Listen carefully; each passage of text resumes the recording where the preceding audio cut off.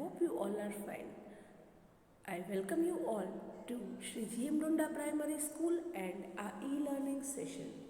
Children, in today's e-learning session, we are going to learn social science subject in which I'll explain you chapter number 12, India Post-Independence.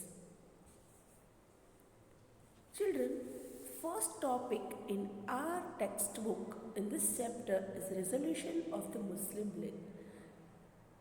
Here, this resolution is also known as Lahore Resolution. The Britishers had always followed the policy of divide and rule. They propagated the belief among the people of India that the Hindus and Muslims had different interests and culture.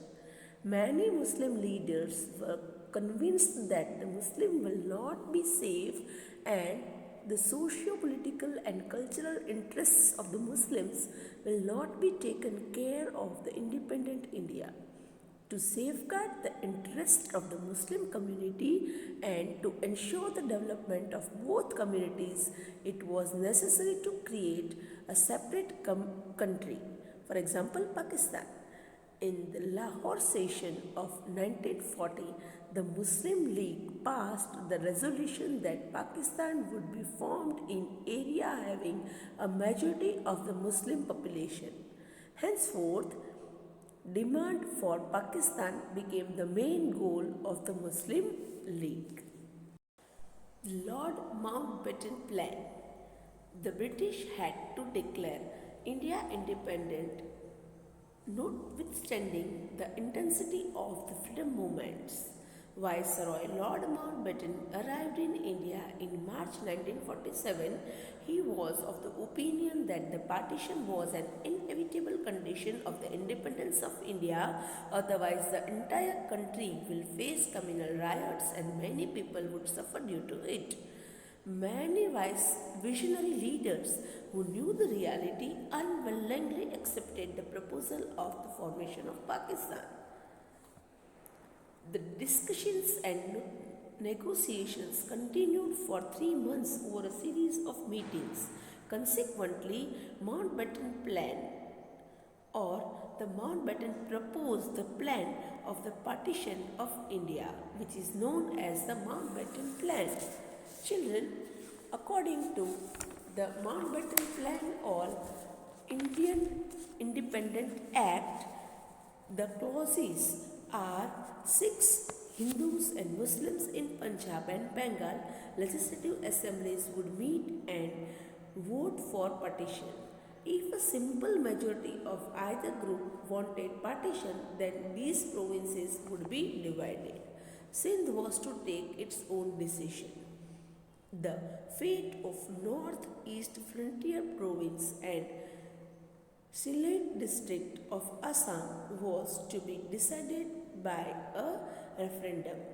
India would be independent by 15th August 1947. The separate independence of Bengal was ruled out. A boundary commission to be set up in case of partition.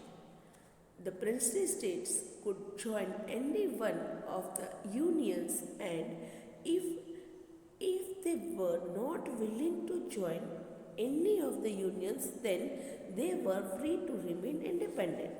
According to the Indian Independence Act and the Mountbatten Plan, India was divided into India and Pakistan. Mountbatten was appointed as India's first Governor General and Muhammad Ali Jinnah as the first President of Pakistan. The struggle that had started in 1857 century ultimately met its goal in 1947 CE. Sindh, Balochistan, West Punjab, Northwest Frontier and East Bengal were included in Pakistan. The rest of the regions remained in India.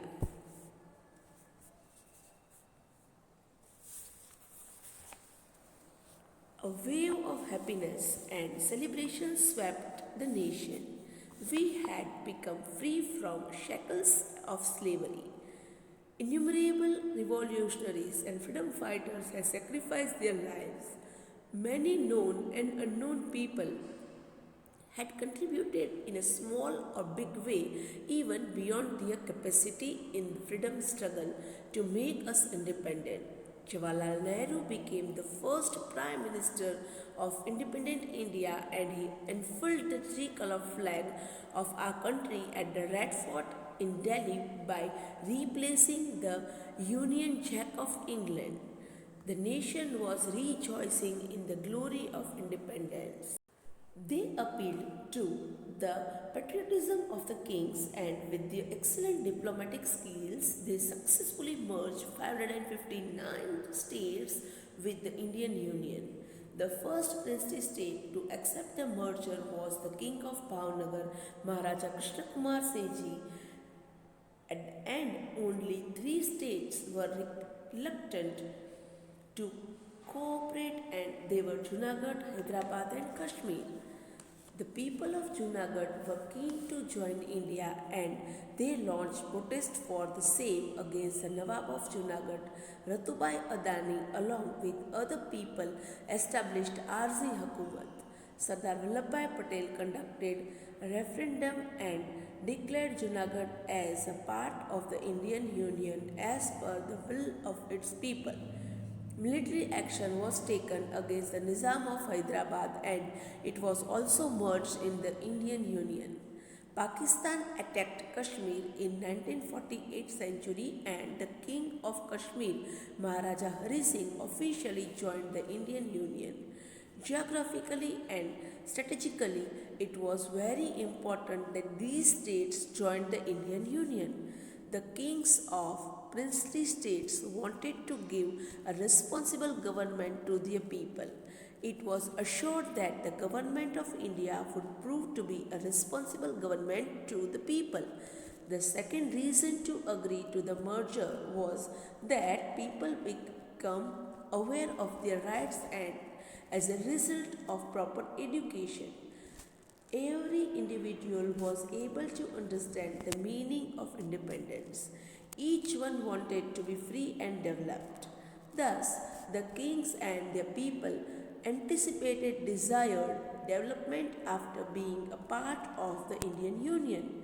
It is a big thing to surrender one's kingdom except for some amount of property, and it indeed was a very creditable act on the part of the kings of these princely states. This merger of 562 princely states is a historical phenomenon not only in the Indian but in the history of the world. India shall always remain indebted to Sri Sardar Vallabhbhai Patel and Sri V.P. Menon for fulfilling this mammoth task and securing the unity and integrity of India forever. Their contribution towards the country was invaluable. Gandhiji's assassination. It was only 6 months since India had attained independence when the entire nation received a very big shock. Many parts of the country were hit by the nasty communal riots and account of the partition. Gandhiji started fasting to stop these riots. He appealed to the people to maintain peace and unity.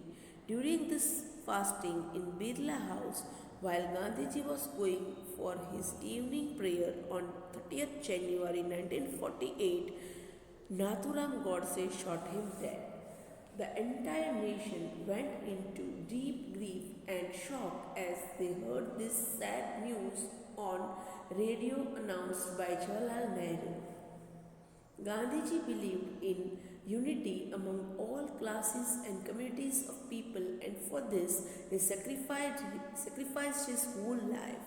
Gandhiji's funeral rites were performed in Delhi. Grieving people joined the funeral to pay their homage. Rehabilitation of refugees. Lakhs of people came to India from Pakistan. Their settlement and employment was the biggest challenge that the government of India met successfully. People were given as many facilities as possible. Huge refugee camps were opened. They were given not only shelter and food but also love and compassion. The common people and various organizations also helped the government. Thus, these people could integrate easily with the fellow Indians. Constitution of India and its implementation. The Constituent Assembly was formed in 1946 CE. Its objective was to frame constitution for the independent India. This work continued up to December 1949.